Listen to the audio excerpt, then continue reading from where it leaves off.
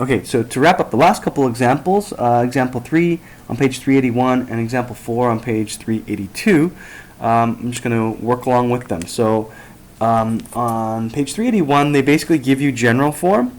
I'm just going to summarize what they're asking.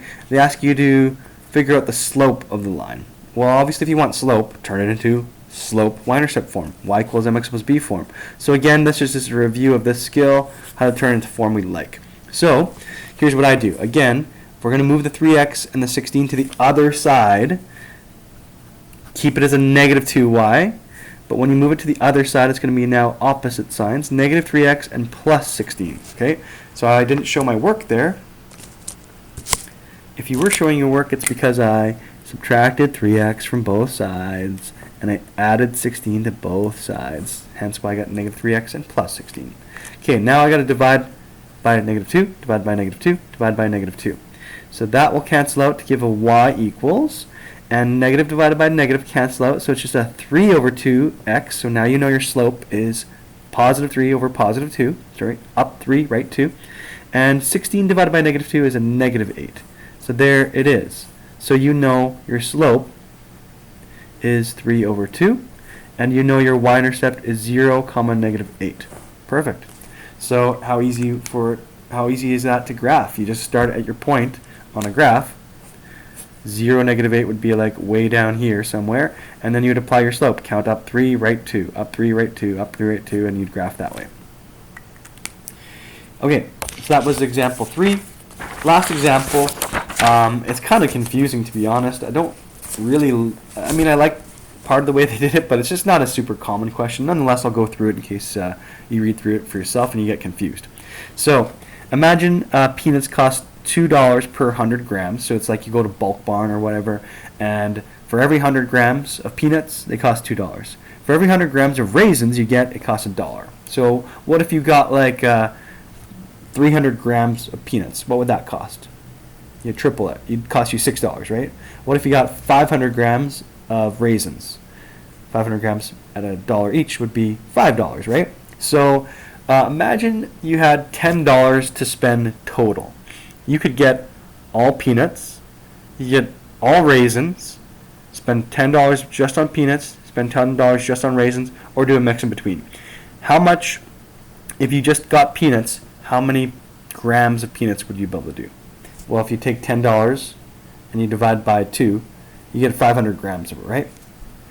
How much, if you spent your money all on raisins, how much could you get?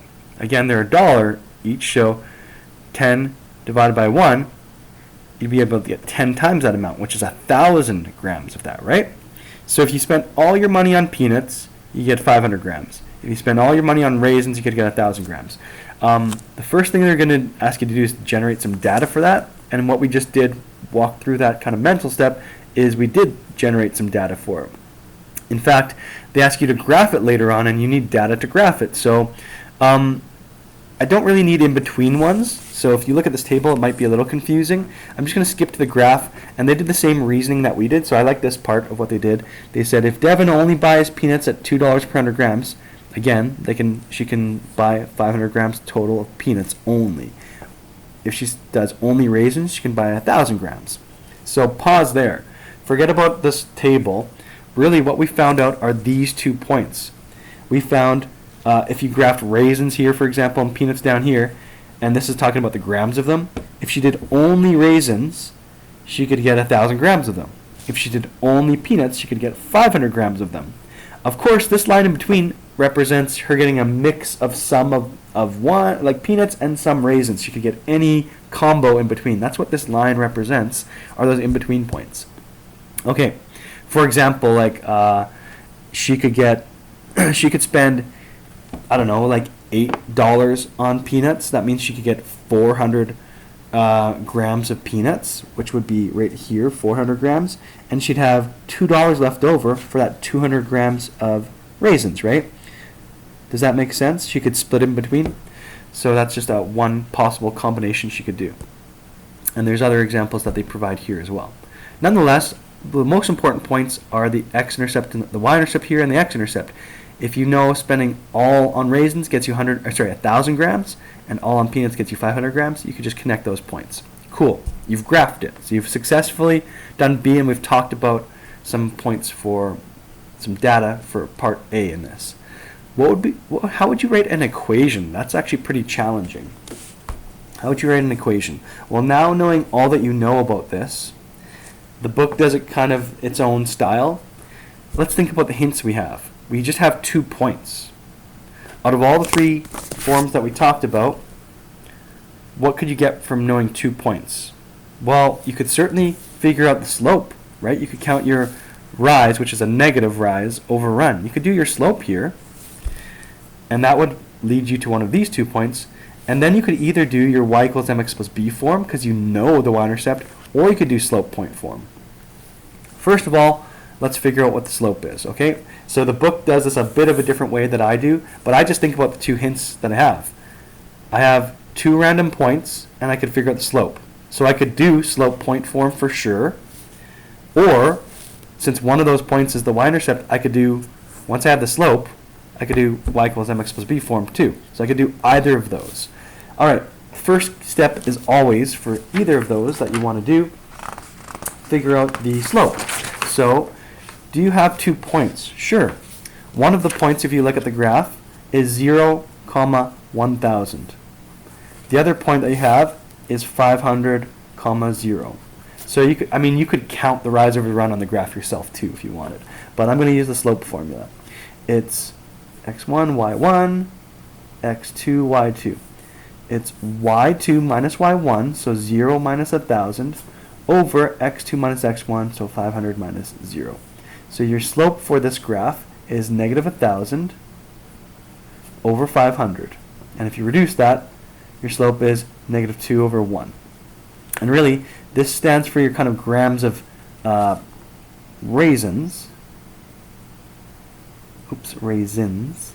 And this is your grams of peanuts. So you've got your slope is negative 2 over 1. Awesome.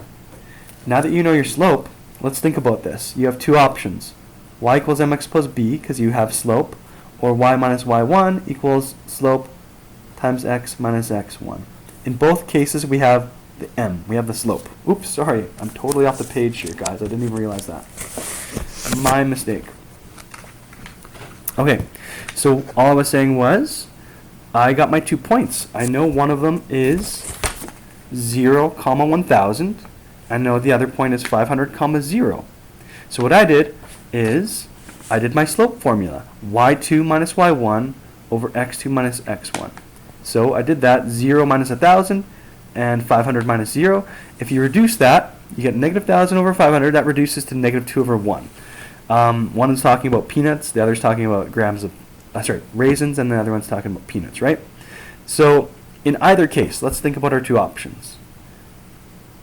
We now know slope, so we can either do y equals mx plus b form or slope point form. In both cases, we have slope.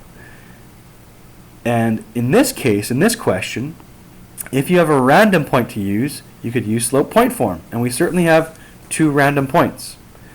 Also, if you have y equals mx plus b form, if you have the y-intercept, you could use this form.